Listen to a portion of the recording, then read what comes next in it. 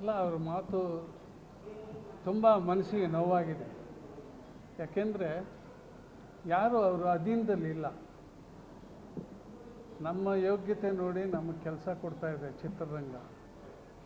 ನಮಗೆ ಎಷ್ಟು ಪ್ರತಿಭೆ ಇದೆಯೋ ಅದನ್ನು ಜನರಿಗೆ ಒಂದು ತಲುಪಿಸೋ ಒಂದು ಪ್ರಯತ್ನದಲ್ಲೇ ಎಲ್ಲರೂ ಇದ್ದಾರೆ. ಯಾರು ಅಧೀನದಲ್ಲಿಲ್ಲ.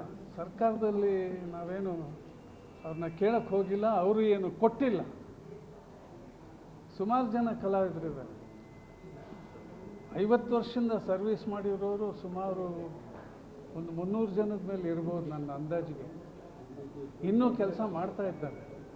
ಅವ್ರಿಗೆಲ್ಲ ಏನು ಕೊಟ್ಟಿಲ್ಲ. ಆಮೇಲೆ ಎಂಟರ್ಟೈನ್ಮೆಂಟ್ ಟ್ಯಾಕ್ಸ್ ಬರುತ್ತೆ ಇದು ಸಿನಿಮಾಯಿಂದ. ಅಲ್ಲಿ ಯಾರಿಗೋ ಮೋಜಿಗೆ ಮಾಡೋಕ್ಕೆ ಇಲ್ಲ, ಏನೂ ಇಲ್ಲ. ಅದೊಂದು ಕರ್ತವ್ಯ ನಿಷ್ಠೆಯಿಂದ ಮನೆಯಲ್ಲಿ ಹೆಣ ಬಿದ್ದಿದ್ರೂ ಶೂಟಿಂಗ್ ನಿಲ್ಲಿಸ್ತಾ ಇಲ್ಲ.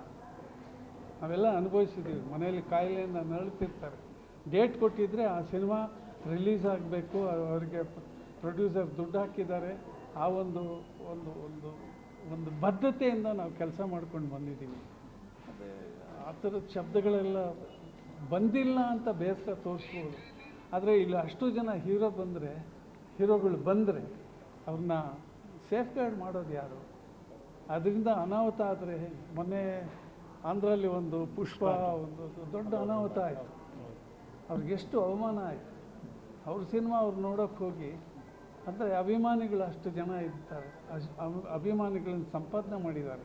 ಅವ್ರಿಗೆ ತೊಂದರೆ ಅವರಿಂದ ಆಗಬಾರ್ದು ಅನ್ನೋ ದೃಷ್ಟಿಯಿಂದ ಬರದೇ ಇರ್ಬೋದು, ಅಥವಾ ಹತ್ತಾರು ಕೆಲಸ ಇರ್ಬೋದು. ಕೆಲವರಿಗೆ ಆಹ್ವಾನನೇ ಬಂದಿಲ್ಲ ಅಂತ ಸರ್. ಎಷ್ಟೋ ಜನ ಕಲಾವಿದರಿಗೂ ಬಂದಿಲ್ಲ. ಕರೆಕ್ಟು. ಅವ್ರು ಯಾರೂ ಆಹ್ವಾನ ಕೊಟ್ಟಿಲ್ಲ ಅಂತ ದೊಡ್ಡ ಇಶ್ಯೂ ಮಾಡಿಲ್ಲ, ಅಥವಾ ಮಾಡಿದವ್ರಿಗೆ ಬೈತಾ ಇಲ್ಲ. ಇದೊಂದು ಪ್ರತೀತಿ ನಡ್ಕೊಂಡು ಬಂದಿದೆ. ಬೆಂಗಳೂರಲ್ಲಿ ಆಗ್ತಾ ಇರೋದು ಒಂದು ಸಂತೋಷದ ಸಮಾಚಾರ. ಸೊ ಇದಕ್ಕೆ ನಮ್ಮ ಸಹಕಾರ ಇದೆ. ಅವ್ರು ಮಾಡಿಲ್ಲ, ಚೆನ್ನಾಗಿ ಮಾಡಿಲ್ಲ, ಯಾವುದು ದೂಷಣೆನೇ ಇಲ್ಲ. ಸರ್ಕಾರಕ್ಕೆ ಯಾವತ್ತೂ ದೂಷಣೆ ಮಾಡಿಲ್ಲ ಯಾರು. ಚಿತ್ರರಂಗಕ್ಕೆ ವಾರ್ನಿಂಗ್ ಕೊಡೋಂಥದ್ದು ಎಷ್ಟು ಅಲ್ಲ, ನಾನು ಒಂದೇ ಮಾತಲ್ಲಿ ಹೇಳಿದೆ. ಅವರು ಆ ಥರ ಮಾತಾಡಿ ತಪ್ಪು, ಮನಸ್ಸಿಗೆ ನೋವಾಗಿದೆ ಅಷ್ಟೇ. ಇದಕ್ಕಿಂತ ಹೆಚ್ಚು ಹೇಳಬೇಕಾಗಿಲ್ಲ. ಇದು ನನ್ನ ಒಬ್ಬನ ನೋವಲ್ಲ, ಎಲ್ಲ ಕಲಾವಿದರಿಗೂ ನೋವಾಗಿದೆ. ಬೇರೆಯವರು ನೊಂದ್ಕೊಂಡಿದ್ದಾರೆ, ಯಾಕೆ ಕಲಾವಿದರಿಗೆ ಹಂಗೆ ಮಾತಾಡ್ತಾ ಇದ್ದಾರೆ ಅಂತ.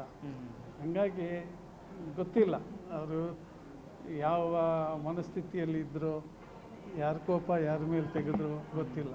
ಸರ್, ನಿಮಗೆ ಆಹ್ವಾನ ಬಂದಿತ್ತಾ? ಹೇಗೆ ಬಂದಿದೆ. ನಾನು ಬರ್ತಾ ಇದ್ದೀನಿ. ಬಿಡು ಇದ್ದರೆ ಬರ್ತೀವಿ, ಹೊರಗಡೆ ಸಿನಿಮಾ ನೋಡ್ತೀವಿ. ನಾವೇನಾದ್ರು ಕಲಿಯೋಕ್ಕೆ ಅವಕಾಶ ಆದರೆ ಕಲಿತೀವಿ. ಅಥವಾ ಈ ಥರ ಹೊಸ ಥರ ಸಬ್ಜೆಕ್ಟ್ ಮಾಡಿದರೆ ಈ ಥರ ಸಬ್ಜೆಕ್ಟನ್ನು ಸಿನಿಮಾ ಮಾಡ್ಬೋದಾ ಅಂತ ವಿಚಾರ ಮಾಡ್ತೀವಿ.